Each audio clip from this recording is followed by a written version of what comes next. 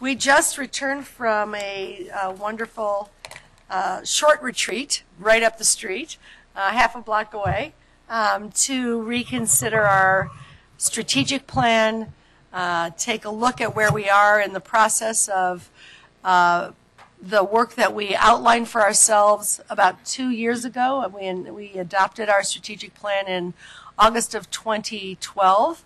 It really lays out our agenda for strengthening educator quality, program quality, communications and outreach for the Commission, and operations. We are well along the path that we outlined 2 years ago. Lots of progress has been made, and we had a good opportunity to think about our next steps, which are in the hands of our very diligent and capable staff. So I am confident that the progress that we've made in the last 2 years will continue in the 2 years to come.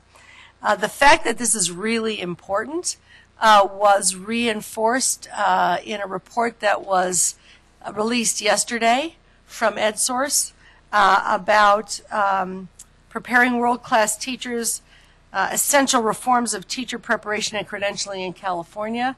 It was covered on National Public Radio yesterday, and there will be a lot more to come, I think, from EdSource and others about the issues that face us in the teaching profession. It's interesting that what was identified in that report dovetails pretty closely with the issues we've taken up in our strategic plan. There are 7 challenges that they outlined. The first was that California largely separates academic study, what to teach, from professional training, how to teach. That is, as we know, because we talked about it much of last year, an artifact of the Ryan Act of 1970.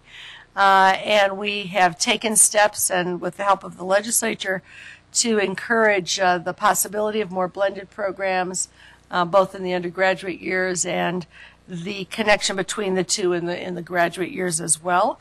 But we do have a lot of work to do to encourage models that bring content and pedagogy closer together, so that is in fact the way that teachers learn to engage students in the learning of the disciplines. The second challenge they outlined was the fact that there is virtually no state oversight of student teaching, which varies widely in quality. Edgar's already nodding, and he hasn't even gotten into student teaching yet, but but you've heard about it.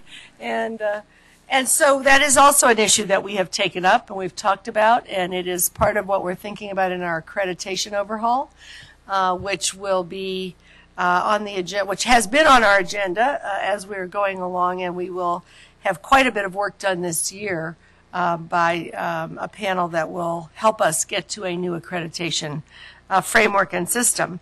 The third challenge they outlined was that California's teaching credentials don't focus on early childhood or middle school learning, particularly, which leaves many teachers less prepared for these critical periods in a child's development.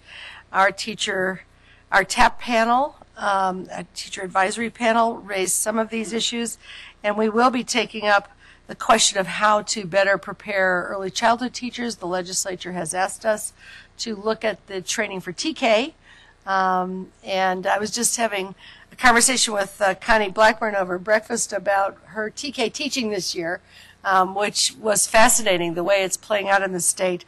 It's an exciting opportunity and moment for us to take up the question of how we want to point our early childhood system towards the future. Having Kate join us is a great benefit in that regard, and that will certainly be part of our conversation. The fourth challenge they noted is that there is no state-level professional development requirement for credential renewal, and so training opportunities vary widely by district. We did reiterate in our strategic planning conversations this morning that we want to, once we've kind of gone through the processes we're going through now on early preparation, reconnoiter around what the career supports can be for teachers, and think about the career ladder and career supports that will allow training to be widely available and of high quality and readily accessible, as well as recognition and sharing of expertise of teachers across schools and districts. The fifth challenge is one that we spent a lot of time talking about this morning, which is that we have shortages happening and impending, and in particular in the special education arena. Because of prior shortages, we relaxed the requirements for the credential so that some teachers do not have the basics in classroom teaching before they become special education teachers. That's being flagged, and the fact that that creates a divide between general education and special education. The CTC, along with CDE and SBE, has asked for a special ed task force to report recommendations to us later this fall, and that will certainly be one of the issues that gets taken up there. The sixth challenge is differential access to induction. As you know, we've been working on clarifying both our induction standards and working toward ways to clarify the obligations and supports for districts and programs to support that kind of mentoring. That's something we hope to bring to a successful resolution this year so that that issue is well dealt with across the state.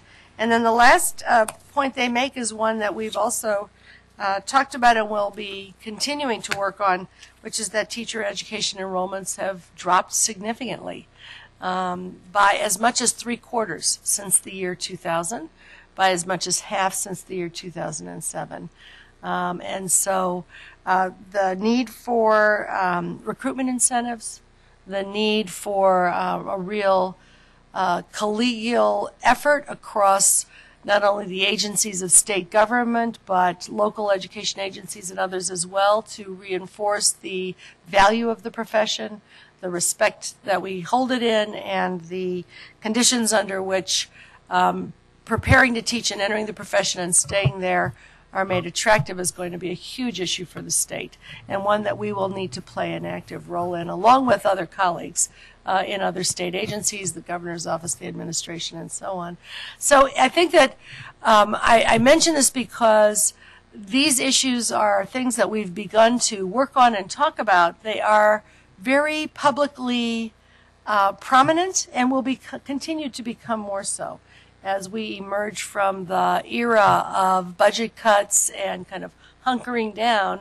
Now there is a new demand for teachers. People are going to be paying attention to not just survival, but to quality and to really enabling teachers to have the knowledge and skills they need and the supports to bring a high quality curriculum to all kids, and kids having the opportunity to be able to rely on teachers who can do that. So our plate will continue to be extremely full. We're going to be dealing with a number of these issues in one way or another, both this month and again in December. And with that, I just will say let's roll up our sleeves and get to work.